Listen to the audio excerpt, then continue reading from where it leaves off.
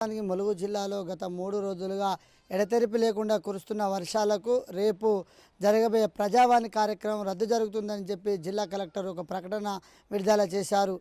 జిల్లాలో కురుస్తున్నటువంటి వర్షాల ప్రభావితంతో ప్రజలు ఎవరు కూడా బయటికి రావద్దు. అత్యవసరమైతే తప్ప బయటికి రావాలి. ఎవరు కూడా బయటికి రావద్దు. రేపు జరగబోయే ప్రజావాణి కార్యక్రమం కూడా రద్దు చేయడం జరిగింది. ఉన్నత అధికారులు వివిధ స్థాయి అధికారులు అందరినీ కూడా అప్రమత్తం చేయడం జరిగింది.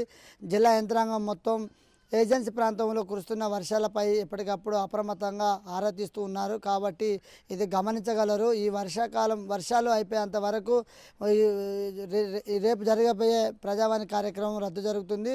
వచ్చే వారం వరకు కూడా ఇలాగే వర్షాలు ఉన్నట్లయితే మాత్రం ప్రజలు గమనించగలరు. వర్షాలు అయిపోయిన తర్వాతనే ప్రజావాణి కార్యక్రమం నిర్వహించడం జరుగుతుందని చెప్పి జిల్లా కలెక్టర్ దివాకర్ ఒక ప్రకటన ద్వారా తెలిపారు.